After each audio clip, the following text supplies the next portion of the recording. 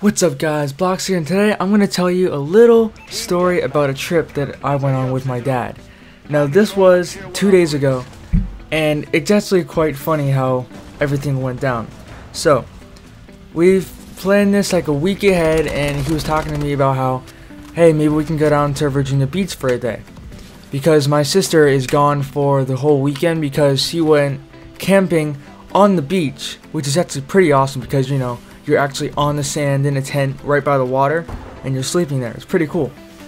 So my dad was like, let's go to Virginia Beach for the day. So I said, okay, let's go. And then we left 2 days ago. This was all on Saturday.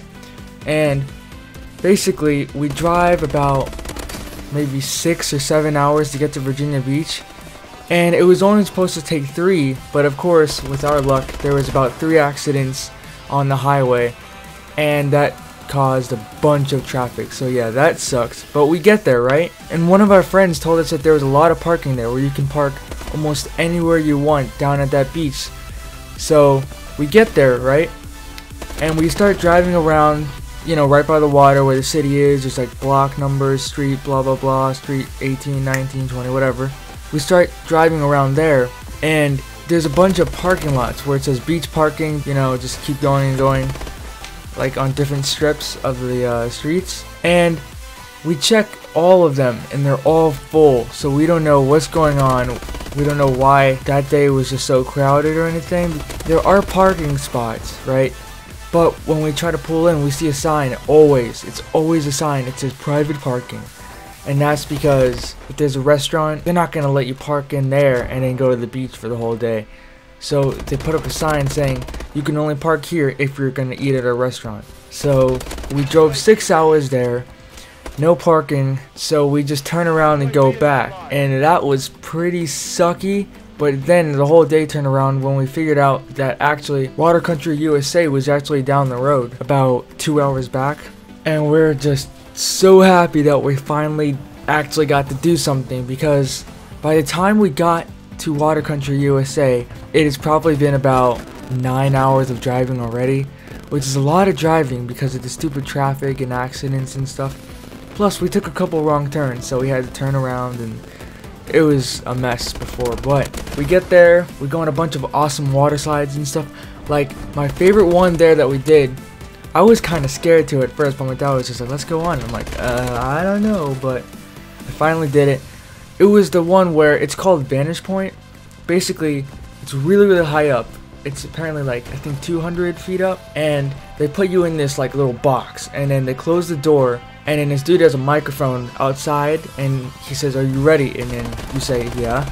And then in the box, you just hear a voice going, 3, 2, 1, drop. And then you're standing, you know how there's like a floor in the box, and then all of a sudden when it says drop, the floor like flaps down, like it just releases you, and you just go like plummeting down.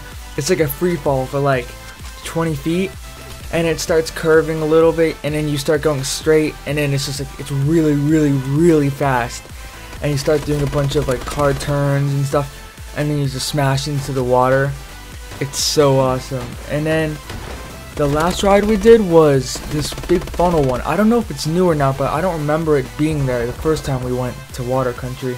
But it's this one where it's like a big funnel. You guys probably know what I'm talking about. You know those water slides where it's like a big funnel, like tornado thing, where you go down and then you go back and forth until you get into that hole at the end.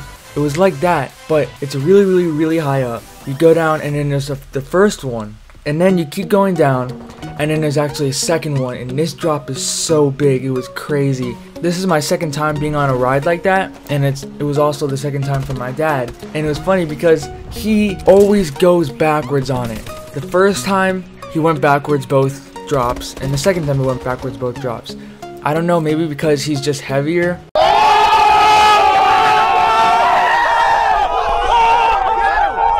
Or if it's just bad luck, but yeah, that's why he didn't want to go on at first, but that was awesome. So all in all, the day was actually pretty awesome.